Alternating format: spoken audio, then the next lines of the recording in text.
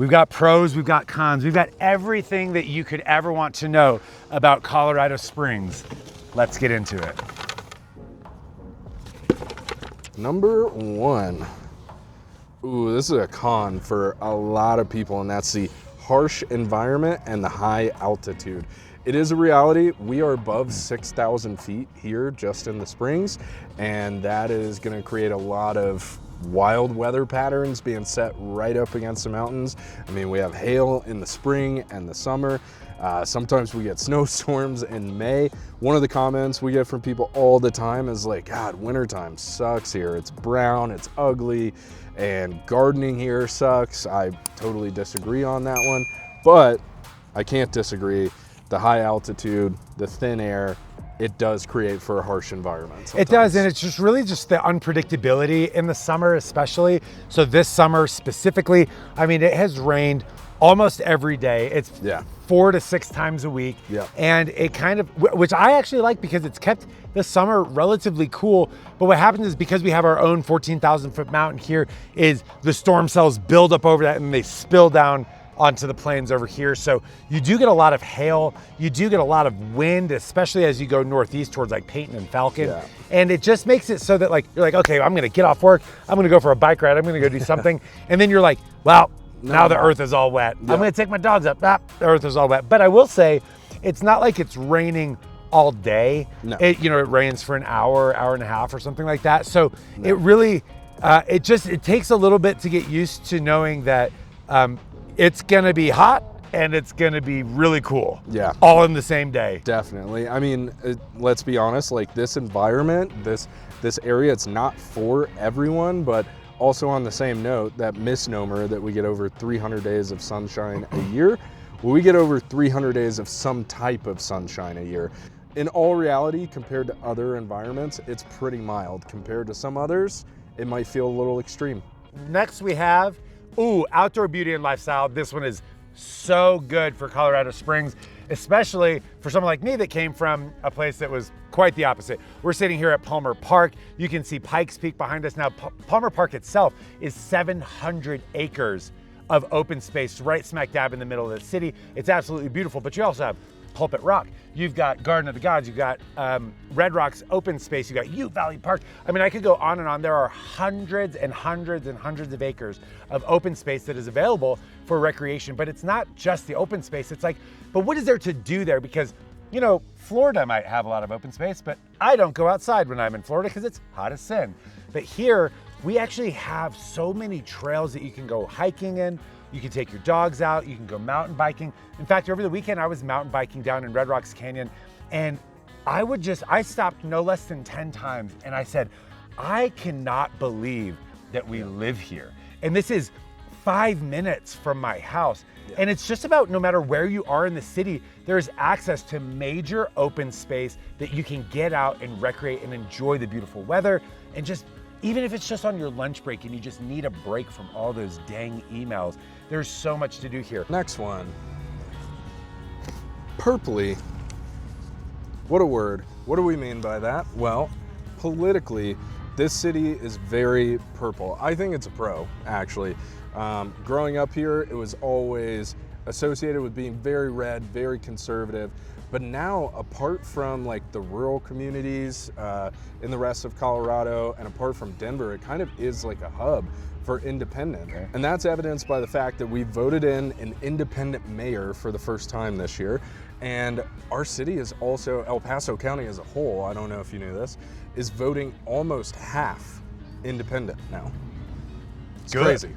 It's kind of crazy. Good. I've never seen that before, but I think it's a pro because it's a place where really anyone can exist. We get that question all the time. Is it going to be okay for me to live there if I'm left-leaning or progressive? Is it going to be okay for me to live there if I'm, right-leaning or very conservative? We get that question so much. And personally, I think the answer is yes. It's a little bit anecdotal, but again, it's backed up by the fact that over half the county is unaffiliated with either sort of party. Half the county is independent. Yeah, I think ultimately what you're seeing is when you look at some of these cities and like you can identify when you go into a city and there is political paraphernalia everywhere. And that to me, I don't like that vibe. I don't like it when every restaurant that I go into has political paraphernalia one way or the other. Like, I don't care. I'm there to eat food. Yeah. Or when it's just all up and down the city streets. I just want to go about my life. I don't want politics to take over every aspect of my being. That is something else. It's like Colorado Springs just has this overall culture of just kind of like being pretty laid back and pretty chill. And I think that like it bleeds into the politics as well, which I think is also a pro. I agree. Yeah. Ooh, social fragmentation. Definitely a con. And what do we mean by that? Well, it can be, I personally think it can be really hard to make friends here. It's a military community. It's very heavily military populated. There's over a couple 100,000 DoD card holders here in the area, which means there's a lot of transition taking place all the time. I can't tell you how many times I'm starting to make friends with someone, and in 3 months they're PCSing to California, right? Or somewhere else in the country.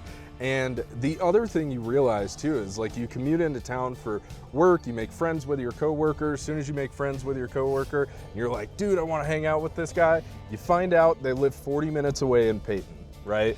I can't tell you how many times we see that. And we'll talk about urban sprawl here in a minute, but the city's just very spread out. So it doesn't naturally lend itself to creating community through proximity, right? It's not like New York where you live in a 15-story building and there's 1,000 people that live in that building and you just have built-in community. It's not like that at all. Where would you say you've made most of your friends? Most of my friends have honestly come from doing outdoor recreation and activities. Yeah. I think like almost, man, if I really thought, I think every one of my friends has been associated with some outdoor activity. Yeah. Like, and that could also include the gym, like, you know, the CrossFit gym or Vasa or whatever gym that is that you go to, specifically the ones that are more community focused, but like climbing, mountain biking, hiking, like those people have become the core. And something that is neat though, I will say, is that there's always people that are looking to do those activities with other people because either A, they're not safe to do by yourself, or B, like it's just way better. It's not as fun. Yeah, it's just way more fun to do it with somebody else. And so there are a lot of Facebook groups like Colorado 14ers. You see people in there all the time that are like, hey, I'm new to the area. I want to go hike a 14er. This is the one that I'm doing. This is when I'm planning to go. Would anybody like to meet up? So there are a lot of meetups like that. 100%. And almost outside of work, all of my friends have come through recreation. Yeah, I think about the Jack Quinn's 5K run club. Yep. My wife and I used to do that all the time, met a ton of friends down there. But it's not just fitness and outdoor activities that you have those opportunities through. I've made a ton of friends through church. I know if you're looking to homeschool your kid, there's homeschool co-ops that exist all over the city. There's Facebook groups for just the moms all over the city. But you do kind of have to put in some intentionality and effort to make community and friendship happen here. Yeah, something real quick that I remember hearing when I was in Nashville. I met this group of friends and I was like, well, how'd you all meet? And they were just saying they were just out and about, or they were at the bars or whatever. And it was different because they said, you know, in Nashville, it's like everybody knows that nobody's from Nashville. And it's like, we're all coming here. And so we're all actively looking for friends. It's like when you stay in a hostel, there's a different feel. Like when you're in a hostel, you're going to talk to somebody to become their friend, because that's the whole point of the hostel. But a hotel, you don't talk to anybody. Yeah. And Colorado Springs, in my opinion, largely feels more like a hotel than a hostel. Yeah, that's a great way to put it. No notes. Thanks. Okay, city events and community. This is a good one. I think generally speaking, this is a pro. Now I'm gonna give you this perspective of two places that I lived previously that I really, really enjoyed. I lived in Utah and I lived in Florida, down in Pensacola. And my favorite thing about Pensacola specifically was that city, I'd never seen a city that did so many community events. It was like every weekend or every other weekend, there was something happening in the downtown area or thereabouts that you could get out and go do. In Colorado Springs, I've really felt that here, especially in the summer months. There is something all the time, not just the farmers markets, which does bring a lot of people out, and those are all over the city, so there's access for everybody. I think they're top notch. Yep, but you've got the Labor Day liftoff, you've got all the events that happen on Pikes Peak, all the races, the International Hill Climb, the Ascent, stuff like that. You've got the rodeo. There is just something happening all the time in the summer. In fact, we made a video that covers all the like must-do events that happen in the summer. So I don't need to go all the way into that. If you're curious about that, go watch that video. But what I do know is that the mayor has said, especially since post-COVID, there's been a major focus from the city on creating a stronger sense of community, bringing people back out, bringing people together, because ultimately that creates a safer environment for everybody anyway. The stronger the community, the safer the neighborhood. And we've got this feeling of the Olympic spirit here. It's Olympic City, USA. So I really feel that as far as the city events, the identity, the culture, that type of feel, that we actually have something really strong here. We're always looking for, our weekly emails always have events that are coming up, and it's always a full list.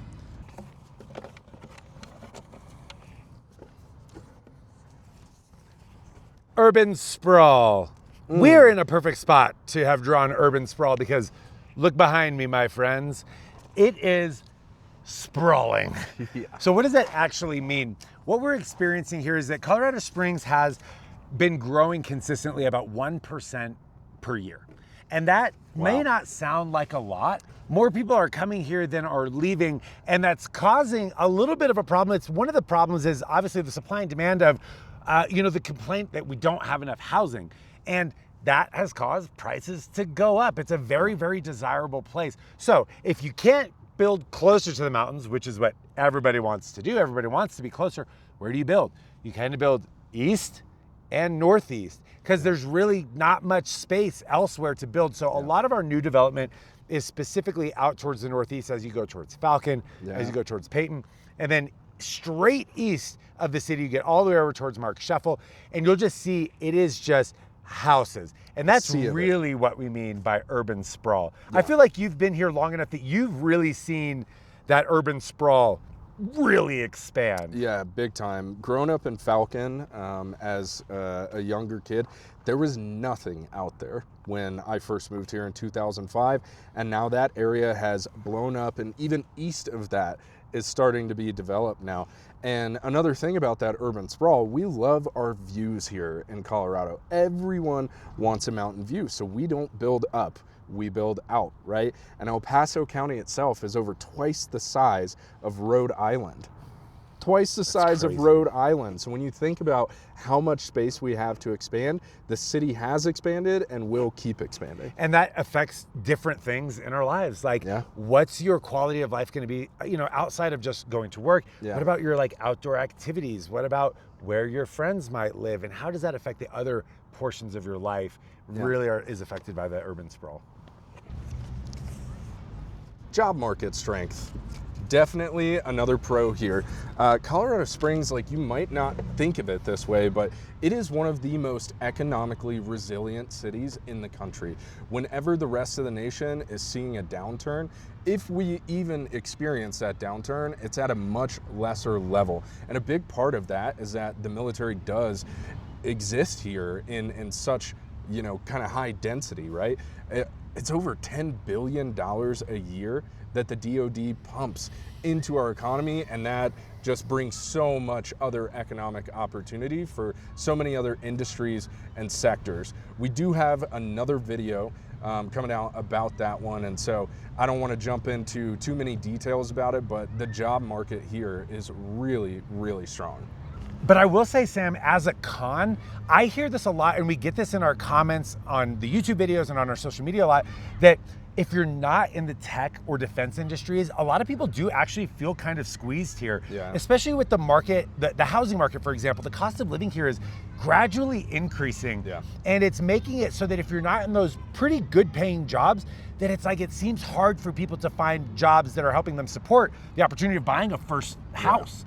And so, yes, you are right. We don't experience as many downturns, and it is very stable, and the military is gonna keep rotating. 5 military bases, it is stable, but it can be challenging if your line of work is not specifically what our major sectors are. There you go. We got, B City Advantage. This to me is a major pro. This is not a pro to everybody, for the record, but for me, this is a pro. What do I mean by B City Advantage? I don't mean that on a grading scale, it's a B, or on a beef scale, it's a B. I mean that it's the little sibling to the major A city that is Denver. Yeah. And to me, this is what I love because I don't like big cities. I don't like New York. I don't like Denver. I don't like being in major cities, but I do like proximity to the major city. And what that gives us is it gives us access to, if I want to go to a Red Rocks show, for example, I can go to Denver in an hour. If I want to go to a Nuggets game or go to an NHL game or go to a Broncos, whatever, like if I want to go to the big attractions that Denver is really bringing in, or I'll give them credit for this, if I want to get some banger food, Yeah. I can go to Denver. I can go up there, but not have to live there. So we're really close, but we're still not so small that like we don't have anything. And so I'm forced to go to Denver. Yeah. I think in the 3 years that I've lived here, I've still only been to Denver less than 10 times. And it's because I don't need to, because there's still plenty of food here. We're growing. We're getting a better entertainment flow through the city. There's plenty to do here that I don't feel the need to go up there. We also have our own airport. We just have a lot going on that doesn't make it so that I have to go up there. B City vibes for me is perfect. It's the right size. It's not too big. It's not too small. And it comes with just the right amount of life fulfillment. Yes. Nightlife. Yes. This is the number one con. This is like one of the biggest complaints, especially for young professionals that move out here. And we've got a lot of young, it's technically a college city. We've got quite a few universities here. Yeah. And it is surprising the amount of people aged 35 and below that live here, and kind of the lack of opportunity in the nightlife. Yeah. So we're in the downtown area right now. We're at Acacia Park. This is the Tejon corridor. And there's a lot of revitalization happening here right now, but there is like one little segment of clubs. It's basically maybe a block. Yeah, like it's more like half a block of like clubs or nightlife, if you will. And Tejon is kind of like the major strip for anything that, you know, is more urban, or you're going to find the restaurants open later and the bars and all that sort of stuff. And there's not a lot of variety in them. Like, sure, they're maybe playing a little bit different music, but what I feel like is it's like very heavy on like, you just have these bars that are kind of for bumping and grinding and dancing, if I'm being honest. But what I do think that there is here, we do have quite a few speakeasies, which is kind of cool. I mean, here's my question for you, Sam, is like, if you had somebody coming here that was 25 to 30 years old, and they were like, what do you do on a night out? What's your answer? And the answer is not go to Denver. Yeah. They want to stay here. Yeah, if they want to stay here, they want a night out on the town, so to speak, I am going to take them downtown, and it's probably going to be one of those speakeasies. The Archives, Shame and Regret, Cork and Cask, you know, somewhere in that area. Somewhere with that kind of vibe, maybe Kawadi, something like that too, so you can get food and still have the cool bar scene. Louis is another freaking great spot. Louis is the best. This is if incredible. You get anything from this video, this is the most important thing in this entire video. This is the most important thing in this entire video. Louis, piano bar, downtown, great people, super fun. I don't go out and stay out super late. That is the one place that can keep me out past midnight. Yeah. But ultimately, for the young people, like the nightlife can be, it's not New York, it's not LA, it's not Atlanta. Most people are just like, you know what, we're gonna go to Denver, and hats off to them, because the nightlife in Denver is way better than in Colorado Springs. Agreed. So bright. Ooh. Car registration and ownership. Big con. Big con here, big con. This one causes some vitriolic comments down in the comment section, and I can't blame them. I just had to buy a newer vehicle myself. I say newer because it's used, and I still got slapped across the face with the ownership tax and the registration here. Our ownership tax, I'm not sure if it's this way in every single state, but it's an MSRP based tax when you buy your vehicle here. So let's say you're going to buy a $50,000 new vehicle. It's not uncommon or unheard of that you're going to spend anywhere from $800 to $1,200 in the first year to register that vehicle. Oh my gosh. It's outrageous. It is outrageous. My vehicle was used, and I still spent over $1,100 on my registration this year. And then how often do you have to re-register it? Every year. And how much does it cost after that? Lots. Yeah. Yeah. It's super annoying. And like, so on the flip side, we do have low property taxes, Yeah. which is nice, but then you see these huge costs for registering your vehicle, and it's like, I mean, it causes a lot of people to just like want to bounce out of here and buy, like, so that they get at least no sales tax when they're coming back. Yeah. But it's like prohibitively expensive. And unfortunately, Colorado Springs is a city that you have to have a car. Oh, absolutely. Like the public transport here is not super good. Yeah. I don't know anybody that uses it. It's not a super walkable city. Maybe if you live in the downtown OCC area and you've got a bike, you can definitely bike around. And your whole life is there. And your whole life is there, like your work and your play. Yeah. But otherwise, because of, like we talked about the urban sprawl, how spread out it is, it really is a place that you kind of have to have a car. So getting hit with those registration fees is insane. I will say, at least it says like, Colorado doesn't have a lot of great benefits for disabled veterans, for the record, but they do cover the cost of registration for one vehicle if you're 100% disabled veteran, which is, I mean, when you hear how expensive it is to do it, you're like, well, I guess that's better than nothing. But so guys, what did we miss? What pros were cons and what cons were pros? Or what are maybe some things that are cons about this city that we didn't even cover? Because we know that we could go forever about pros, but people are trying to figure out if they want to move here or not. What did we miss?